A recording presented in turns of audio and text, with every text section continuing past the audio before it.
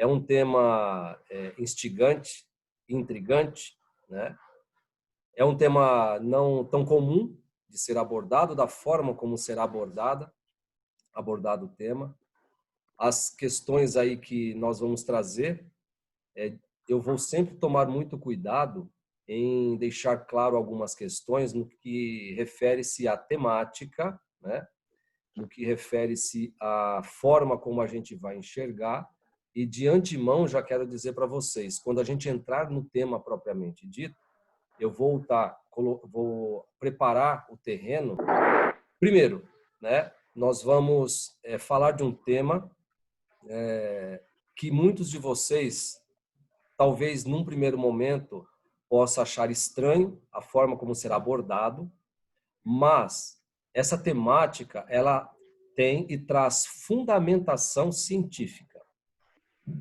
Pode balançar os alicerces, de verdade. Quando eu entrei em contato com este tema pela primeira vez, em 2010, um pouquinho antes, 2009, né? Eu particularmente falei assim, puxa vida, isso é um divisor de águas. Na maneira como você enxerga e encara as pessoas, comportamento, e da maneira como eu sempre vi, né, com relação à minha formação psicanalítica. Então, quando a gente fala, né, de essas questões aí, quando você coloca como é que você analisa psicanaliticamente, mostrando, né, como que tudo isso revela-se, né, de onde vem, né, todas essas explicações. Eu sou especialista em psicopatologia e psicologia da consciência. Também tenho uma formação e uma especialização em psicoterapia corporal neo-haitiana no Core Energetics. É daí a minha fundamentação também prática e teórica depois. Tenho MBA em gestão de pessoas, docente nos cursos de pós-graduação na área de educação, negócios e saúde mental. E também me aventurei no mundo da literatura, aí, escrevendo 12 livros, mais focado mais na área de gestão da qualidade. Então, essa é um pouco da minha trajetória, né? Então, o tema que eu vou apresentar hoje é o formato do corpo revela o nosso inconsciente. Quando eu estava preparando esse evento, aí eu buscando algumas imagens que fizessem sentido e que fizessem aí um paralelo, né, uma explicação que se eu olhasse a imagem, puxa vida, é essa imagem que identificaria os 5 traços que nós vamos trabalhar hoje. E aí logo de início veio essa imagem do desenho, né, do filme, o Divertidamente. E calhou, porque é exatamente isso que nós vamos ver hoje. Cada um desses personagens mostrados aí na imagem, ele pertence a um traço desse caráter que eu vou trabalhar, né? É o psicopático, que é o vermelho aí, o esquizoide, esse mais esguio, a oral, que é a que está aí no meio, a rígida, né, que é essa verdinha aí toda pomposa, e a masoquista, essa de azulzinho aí, né? Então, eu vou trabalhar com vocês alguns conceitos e é bom deixar claro por quê. Eu vou deixar aqui claro que toda a nomenclatura que nós vamos trabalhar não tem absolutamente nada a ver com a nomenclatura. Então, os temas, por exemplo, psicopático, masoquista, esquizoide, tentem tirar, né, a imagem e o conceito do popularmente conhecido o psicopata, o masoquista. É outra abordagem, é outro olhar, tá bom? Então, nós vamos trabalhar esses 5 traços de caráter para que vocês possam entender quando e como cada um desses traços foram formados no nosso desenvolvimento. Eu tenho certeza que muitos de vocês ficaram surpresos por entender de que forma tudo isso é formado, tudo isso é construído, e aí definitivamente faz todo sentido mente e corpo trabalhando junto, tá? Então vamos lá, tem muita coisa interessante para que a gente possa discutir. A análise corporal é um estudo criado a partir das ideias do psiquiatra e psicanalista William Reich, que foi aluno de Freud. Quando Freud começou lá a sua teoria psicanalítica, aí vem o Reich, que começa a estudar com Freud. E a partir do momento em que ele percebe que tem alguma coisa que não é simplesmente o nosso inconsciente, ele vai criar, tá, o trabalho dele a partir de técnicas que iriam estimular, tá, estimular o corpo. Então, nós vamos entender toda esta dinâmica, porque Reich vai analisar como que o corpo se comportava numa situação normal ou numa situação adversa, e principalmente com relação à respiração. Então, ele começou a perceber como a gente respirava no tórax, no diafragma e no abdômen, de como a respiração fluía.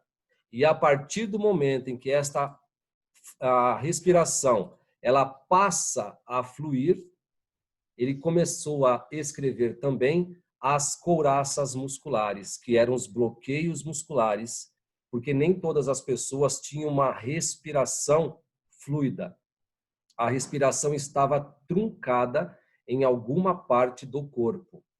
Então, é nesse sentido que começa toda a teoria da análise corporal, o que vai ser trabalhado mais tarde por outros teóricos, como análise bioenergética. Tá? Então, a partir deste momento, os estímulos que eram colocados no corpo, né, para entender onde é que estava o bloqueio, e depois ele vai descrever 7 anéis, né, de bloqueio. Nós não vamos entrar nisso, porque senão nós estaríamos pegando um atalho e não daria tempo de trabalhar o tema. E a partir do processo de respiração, ele vai observar onde que tudo isso estava represado do ponto de vista do inconsciente, que era manifestado no corpo. E, principalmente, a conscientização da experiência emocional através do movimento do corpo, que é isso que a bioenergética vai trabalhar, a biossíntese, biodinâmica, o core energéticos, que são todas técnicas neo-reichianas. A partir dos estudos de Reich, todas essas teorias foram sendo desenvolvidas e aprimoradas. Outros estudiosos, o Alexander Lowen e John Pierracos, né, ampliaram essa teoria do Reich e trabalharam e transpuseram esse método e definiram a bioenergética. E segundo a teoria, os processos energéticos do corpo estariam relacionados com o estado de vitalidade do nosso organismo. Tá?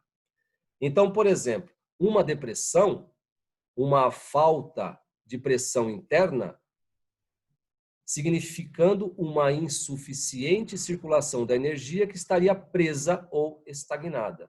Então, quando se fala em energia, é a vitalidade do organismo. E aí tem, né, o orgone, o biofoto, o prana, e aí vai com todas as outras raízes, né, e técnicas para você entender o fluxo bioenergético de todo ser humano. Exatamente, nós somos pura energia. E muitas pessoas ainda têm muito preconceito com a palavra energia. Acaba com esse preconceito. Nós somos seres bioenergéticos, tá?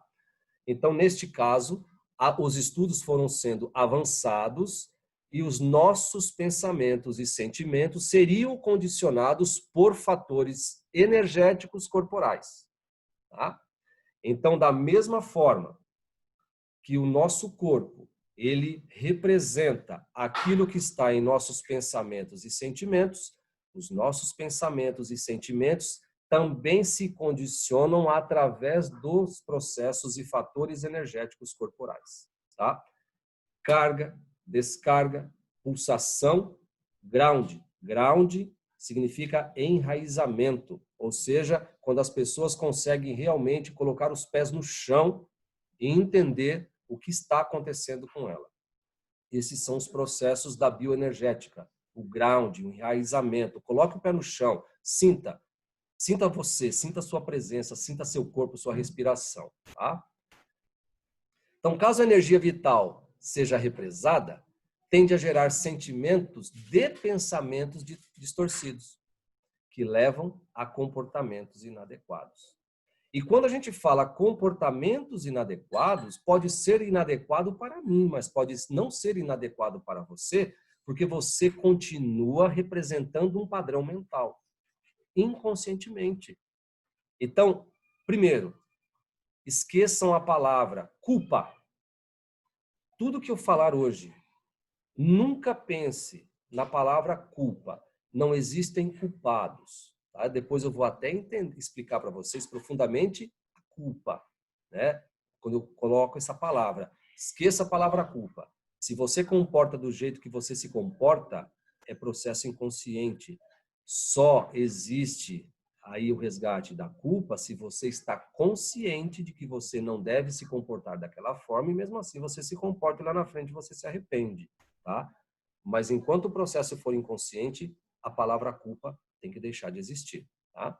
Portanto, de alguma maneira, estas distorções ficam visíveis no nosso corpo. Por exemplo, tônus muscular, né? Músculo sem tônus, músculo com tônus, contraído, ombros caídos, respiração insuficiente, falta de espontaneidade e carência de vibração. Carência de vibração é aquela pessoa que você olha e você fala, puxa vida, não tem energia para trocar. E quando a gente fala que não tem energia para trocar, gente, não importa o ramo profissional. Eu já me deparei com professores sem energia nenhuma para trocar. É horrível, porque a pessoa parece que não está ali, né? Mas é aquilo que eu falei. Nós não temos que culpá-lo. Talvez um processo inconsciente não trabalhado repete-se padrões que são muitas vezes condicionados, tá? Os trabalhos de Lowen seguiram as ideias reichianas na correlação da anatomia humana com a ideia de caráter, de acordo com a psicanálise. Exatamente isso. Eu estou traduzindo em poucas linhas, em poucos slides, uma ciência que faz sentido quando você descobre a origem, a causa. Perfeito? Depois disso, vieram tantos outros, como o Dr. Pirracos, um psiquiatra grego que vai introduzir, ele vai, junto com Lowen, trabalhar a bioenergética, depois eles pegam caminhos diferentes. E aí o Dr. Pirracos vai introduzir pela primeira vez na psicoterapia a dimensão espiritual do ser humano, né? Motivado por sua mulher Eva Pirracos, ela vai ajudá-lo a introduzir a dimensão espiritual dentro do processo da psicoterapia. Então, assim, as fixações ocorridas nas diversas fases do desenvolvimento da nossa libido, psicanaliticamente falando, oral, anal, fálica e genital, as fases do desenvolvimento psicossexual de Freud, seriam também geradoras de um tipo específico de caráter. São 5 os tipos de caráter: o esquizoide, o oral, o psicopático, o masoquista e o rígido. Ok? Então, nós vamos, desta forma, nós estaremos trabalhando essas questões de acordo com o autor, né? O Lowen, depois o Pirracos.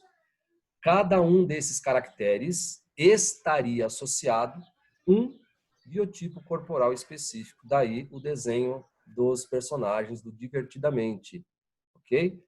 E, diante de tudo isso, nós vamos, a partir de agora, falar cada um dos